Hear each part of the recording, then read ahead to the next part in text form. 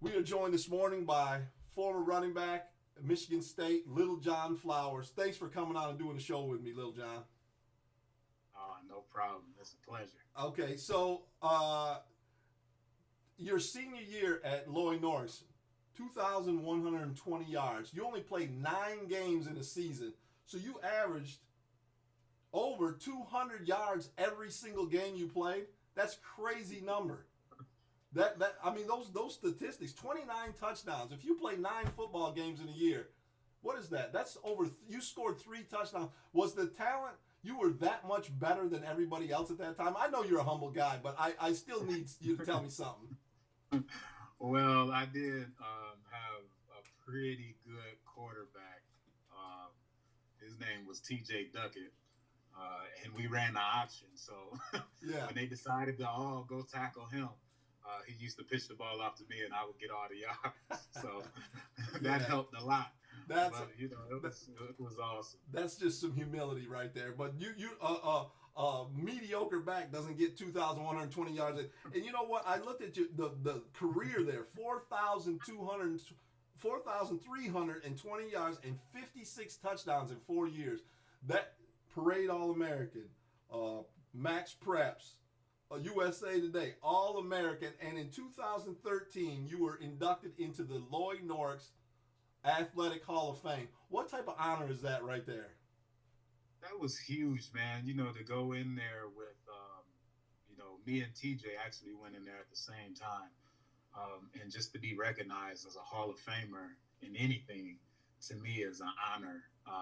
And especially at Kalamazoo Lloyd Norris, where, the sports programs have been, before me and TJ had got there, it was, they've been on a down slide. And then for us to just turn that program around and build something special those 4 years we were there. It was humbling, and it's just an honor to know that I'm in the Hall of Fame there all the time. Now, I've seen you out around town. We've been at some events together before, and you are always you. And when I see one, I see the other one. Has it been like that ever since you guys were young?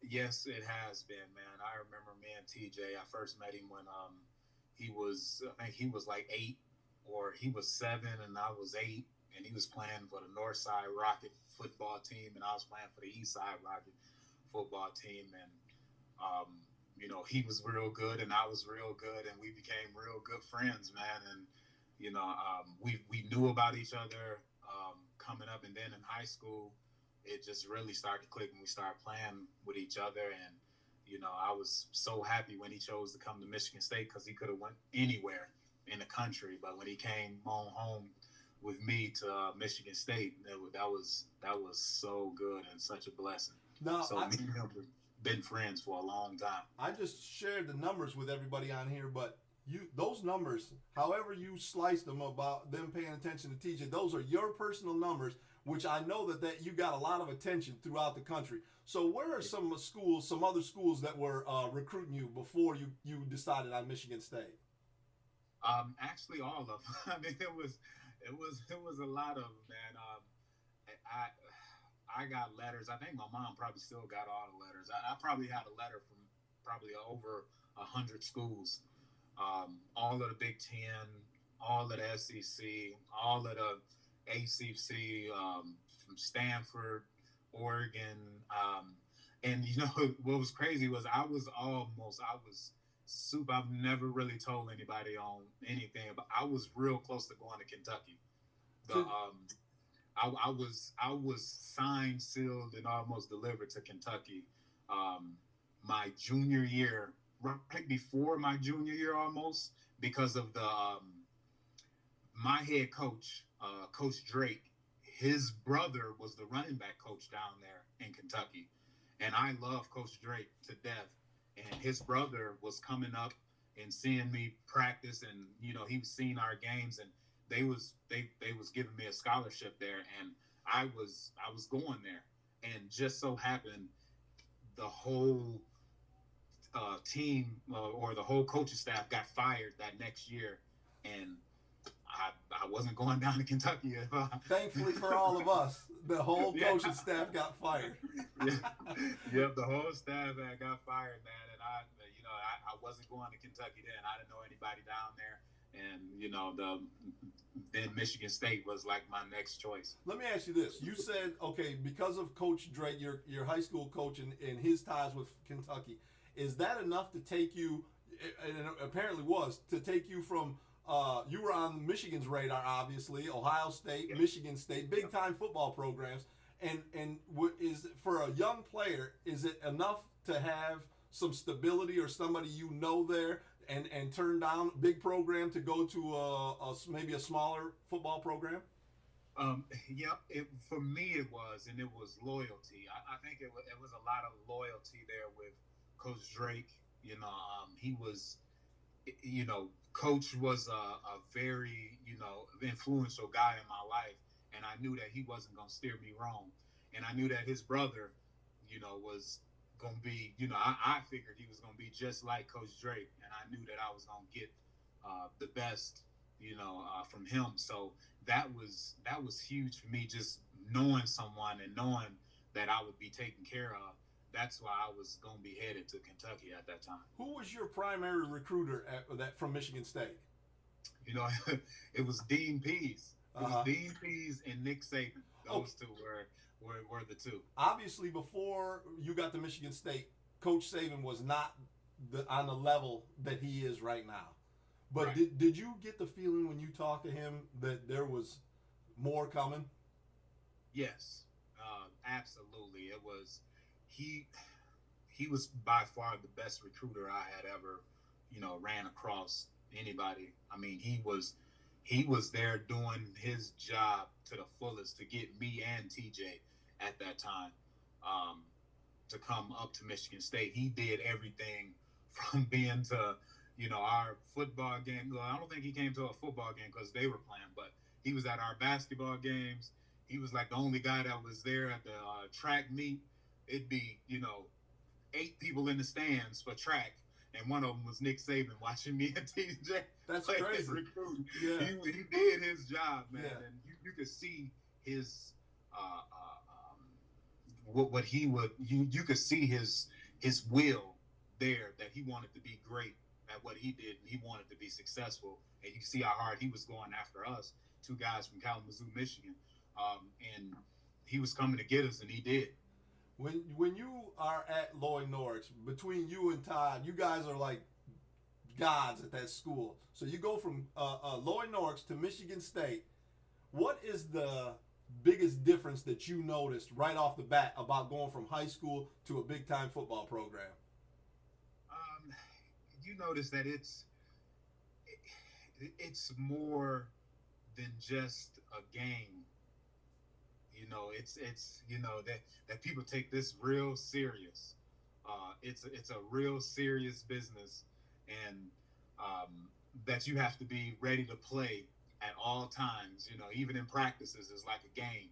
So you have to be going at 100 miles an hour at all times. That was the biggest difference for me.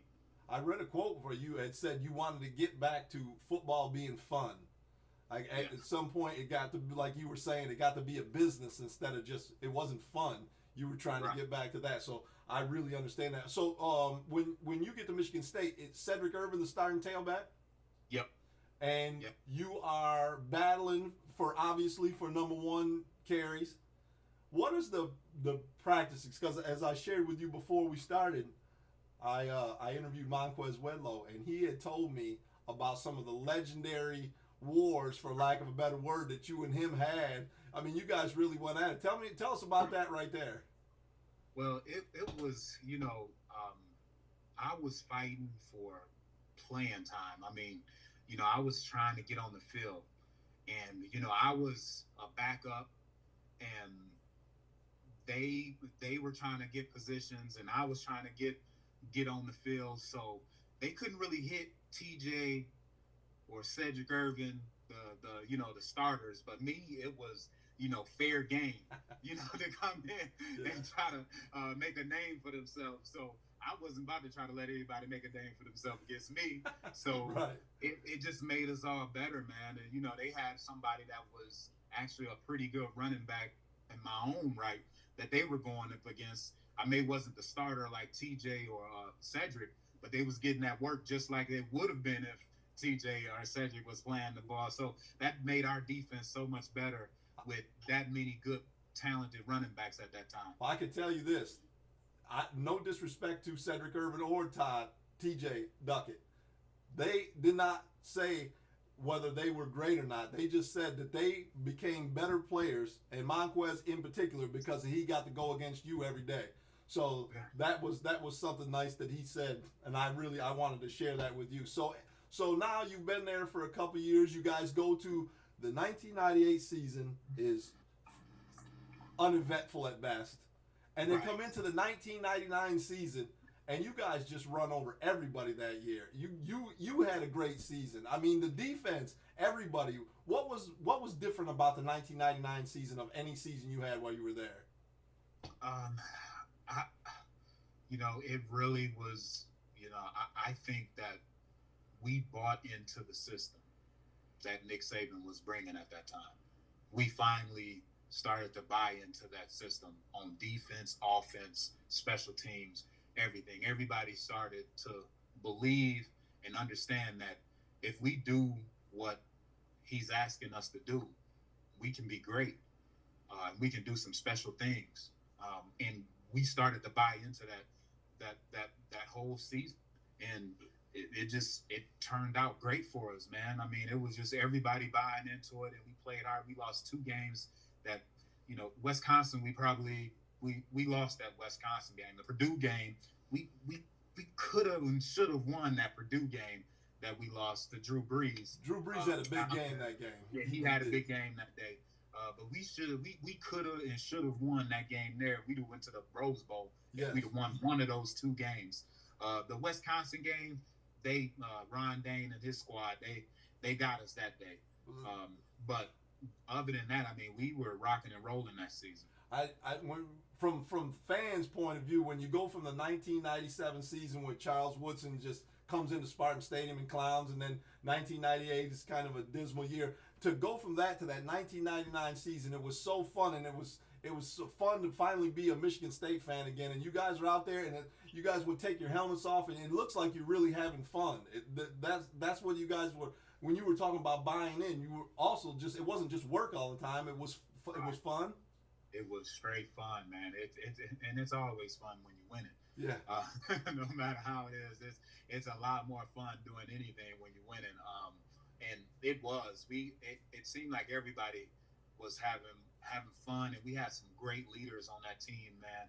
From the Eric Morrises on the defense, to the Bill Burks on offense. Like, those guys, we had some really good leaders. But Julian, TJ, he was a rookie at that time, or a freshman at that time. I mean, we had some players and we had some great leaders on that squad, and that's why we were such a hard team to play against.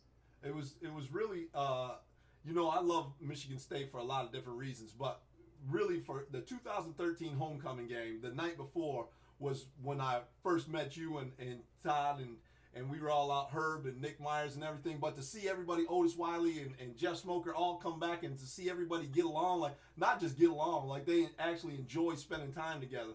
That's what it seems like from the fans' point of view. Is that how it is for the players too? You guys just like each other?